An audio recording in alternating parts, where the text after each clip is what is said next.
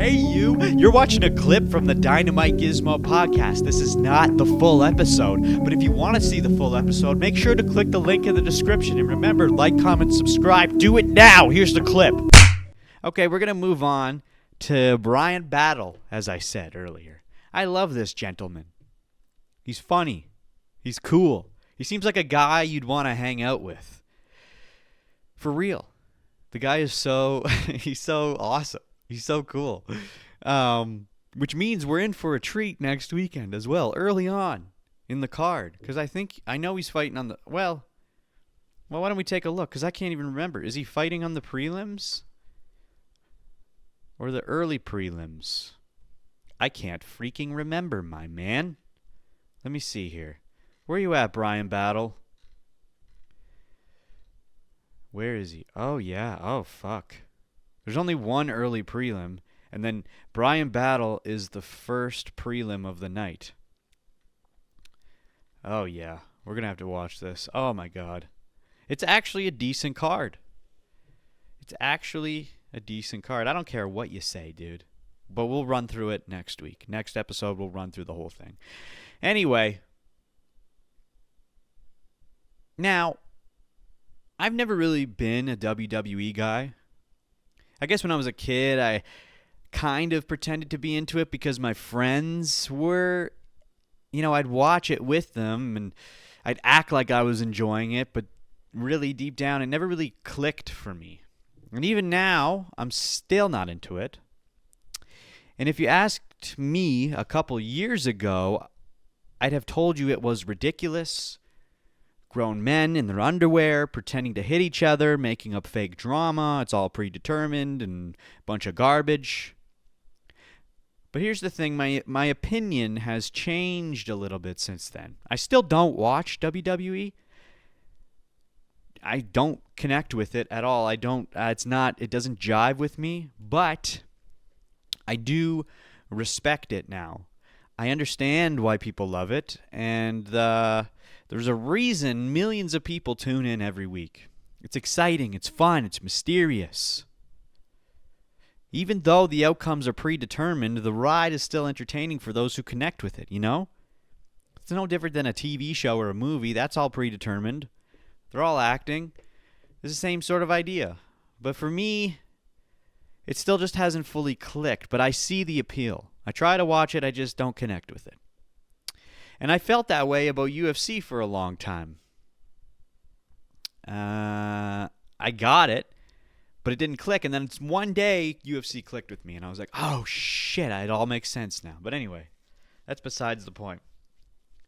The difference between the WWE and the UFC is obvious. One is scripted, and one is real as it gets. But they do actually have one thing in common, and that is the entertainment value. And when it comes to keeping people hooked, there's one thing the WWE has always done better than the UFC, and that is post-fight promos. Okay? WWE is full of trash talk, cliffhangers, unpredictable moments, those mic-grabbing speeches that leave you wondering, what the fuck is going to happen now?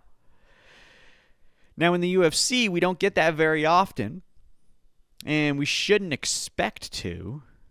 The UFC isn't built on scripted drama, but every now and then, a fighter will grab the mic and deliver something so memorable it elevates the win. It elevates the win far beyond just what happened in the fight. And that's where one man comes into play. That man is Bryan Battle. We're lucky because we get to see him fight next weekend again at UFC 319 against Nursultan Rizeboyev. And here's the thing. Even if you hate the WWE and think it's goofy, there are elements of it that do work in the UFC, and Bryan Battle is living proof of that. He himself is a massive WWE fan. And when he wins, he doesn't just celebrate, he performs. He treats that post-fight mic time like a stage. Last year, on September 28th, 2024, in Paris, France, Bryan Battle faced Kevin Joset. He finished him in round 2 with a flurry of punches and took home a Performance of the Night bonus. Now, European crowds are electric, and French crowds specifically, they are just next level, and everyone agrees with that. Even Dana White himself, the fighters, whenever a fight happens in France, the crowd is next level. They get loud for their own, and they get even louder when you beat one of their own. And by louder, I mean boos. And that night, on September 28th of 2024, the Paris crowd was showering Bryan Battle with non-stop boos. And instead of ignoring it, he leaned into it. He played the heel perfectly, channeling his inner WWE villain and giving us one of the most iconic UFC promos in recent history. And I have it here for us to watch. And again, my video might get blocked because of this. So you might actually not be able to watch this because I might have to cut it out. So just keep that in mind. Ladies and gentlemen, referee Herb Dean has called a stop to this contest at 3 minutes, 47 seconds of round number 2. Declaring the winner by TKO, Bryan the Butcher Battle. I'm here with the winner, a victorious Bryan Battle. Bryan, what's going on with the crowd? What's with the finger? Bryan, qu'est-ce qui se passe avec le public? Pourquoi le doigt d'honneur? Mike, I gotta say something right quick. Yeah, keep booing me, baby. Keep booing me. I love it. I love it. Listen.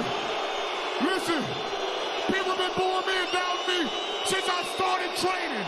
I love it. The more you boo me, the stronger I get, baby. I'm used to this. Y'all can't stop me. Keep it up, baby. Keep it up. Y'all can't stop me. Continuez de me huer, continuez de la force, ça me pousse. Bryan, let's talk about the fight. A tremendous performance against a really tough opponent. You went out there trying to take him down in the first round.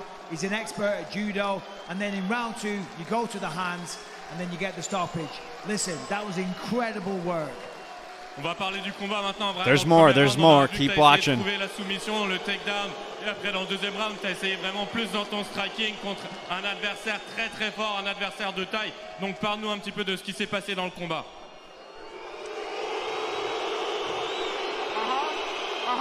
Hey, you ain't saying this, baby. Yeah, let me hear it. Hey, I know y'all didn't think the Butcher was gonna lose in a fist fight to a French dude. I know y'all did not think the Butcher was gonna lose in a fist fight to a French dude. Woo! Ladies and gentlemen, That's what I'm talking about, dude. That's the kind of shit that we're going to witness next week and early on in the prelims. Literally the second fight of the night. So you got to watch that shit, my guy. You got to watch that shit. Now, if you're a hardcore UFC fan, you know post-fight promos are not required. Nobody needs them. But when they do them, dude, it's the cherry on top of the fucking cake. And Bryan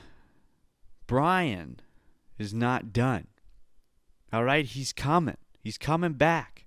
And it's been a while since we've seen him. He told Ariel Helwani that if he gets the win next Saturday, he's got something planned. He's ready to keep that heel energy alive, and I cannot wait to see it. Here's him just confirming it on Ariel. Let's watch this here. Shout out to Ariel Helwani. I'll climb up. I'll climb up the ranks. I feel that. But I need UFC 319 if all goes your way. Like, can we get an old school Butcher promo? Like, I need that Paris vibe. Like, that was unmatched. It's still one of the greatest post-fight promos of all time. We need that back. We need that energy back. A magician can't like reveal his tricks, man. I can't. No, I'm not asking you to reveal, but can you just like, can you have something in your back pocket? I got something in my back pocket. All right. Start talking and use that. Something in my back pocket, man. Hell yeah. Woo, dude, I love. Oh my god, Bryan Battle's so funny. Oh man, I would love to hang out with that hoe. Anyway, so what? I want to hear from y'all, motherfuckers. What's your favorite enemy territory post-fight speech? Can you think of one that's better than this? Let me know in the comments, because I don't know if there is one. Well, there probably is. But this one is so good. This is one of the more recent ones in history.